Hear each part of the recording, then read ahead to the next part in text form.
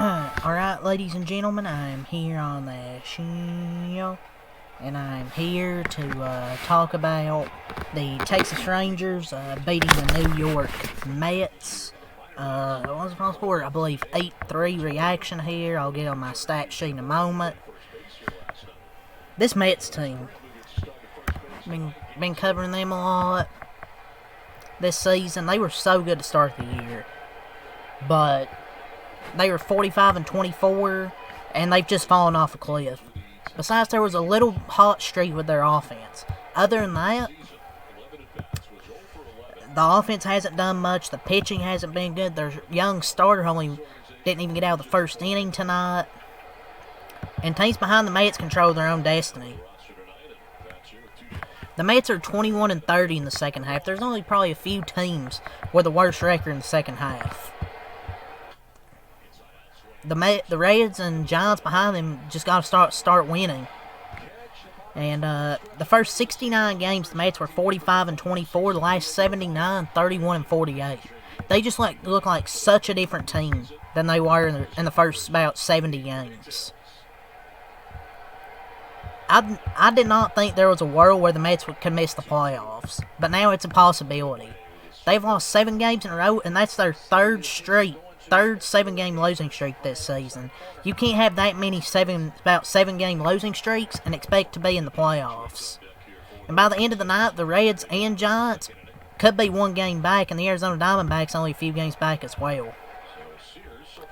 The Mets just aren't a good baseball team. And it's the Mets. They've lost 7 straight games, and they lead the Reds and Giants by just 1 game for the last NL wildcard spot. And now, mind you, the Giants sold at the deadline. They traded Rogers. They traded Yastrzemski. They traded Duvall. And yet, the Giants have still collapsed. And the Giants, who I thought were just pretty much sailors, are now there. And the Reds are even there. And the Mets are 31-40 since June 13. It's just unfathomable just how heartless and gutless this team is. And this team isn't getting any younger. Like, there's no excuses. This is a veteran team. Like, sure, they have some young players on this team, especially, like, the pitching, where you have Nolan McLean, Jonah Tane, Brandon Sproat, but they are up because the veterans cannot do their job. That's why they're up. And, yeah, Jonah Tane didn't pitch great tonight, but he probably shouldn't be up right now.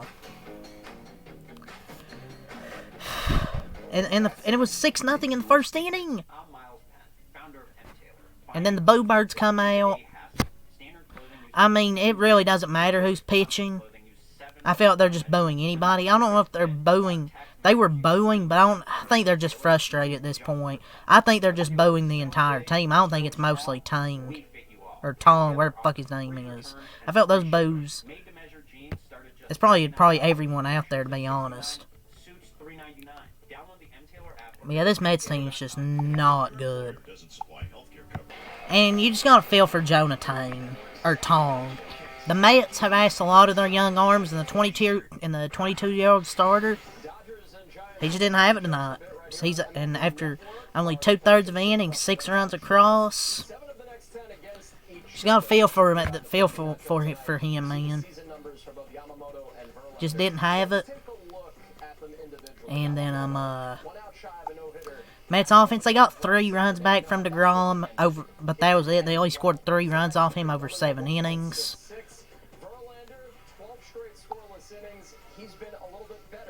So, yeah, let's go over the stat sheet here. I don't want to make this too long of a recap because I'm going to watch the Dodger game after this. Maybe in the middle of the game, or I'll go do my NASCAR recap for the Xfinity Series as well. I just want to get this done. So Jacob DeGrom, 7 innings, 4 hits, 3 earned runs, no walks, 2 strikeouts. So DeGrom goes 7 innings. He had that 1 inning where he gave up 3 runs, but other than that, he was pretty much perfect. Got him a 6-run lead. He gave up 3, but that was it. He wasn't. I mean, he probably isn't impressed with his outing. Only 2 strikeouts in 7 innings, but he only gave up the 3 runs. So, and he actually got run support. Something the Mets really could never do for Jacob DeGrom. Robert Garcia, 1 inning, 1 hit, no runs, no walks, 1 strikeout. And Phil Maton, 1 inning, no hits, no runs, no walks, and 2 strikeouts. For the Mets, Jonah Tong, 0.2 innings, 4 hits, 6 earned runs, 3 walks, and 1 strikeout. Then you get to Giancarlo Brazoban, 3.1 innings, 2 hits, no runs, 1 walk, no strikeouts. Ryan Stank, 1.2 innings, no hits, no runs, no walks, 1 strikeout. Gregory Soto, 1.1 innings, 2 hits, 2 earned runs, 1 walk, 1 strikeout. Reed Garrett, 1 inning, 2 hits, no runs, no walks, no strikeouts. And Helsley, 1 inning, 1 hit, no runs, no walks, and no strikeouts for the Mets offense. Lindor, 1 for 4. Soto and Alonso were each 0 for 3 and an RBI. Nimmo, 0 for 4. Vientos, 1 for 4. McNeil, 0 for 2. Beatty, 0 for 3. And Alvarez, 2 for 3 and RBI with a solo homer. And Cedric Mullins, 1 for 3 and a run scored. For the Rangers, J.H. Smith, 2 for 4 and a walk. Langford, 0 for 3 and a walk. Peterson, 0 for 1, 2 walks and a run scored. Then you got a pinch hitter, Dylan Moore, 1 for 1, 2 RBIs with a 2-run homer. Tellez was 0 for 1 pinch hitting. Then you got Jake Berger, 2 for 5. Josh Young, 2 for 5 and RBI. Osuna, 1 for 5 and RBI. Heim, 0 for 4 and a walk.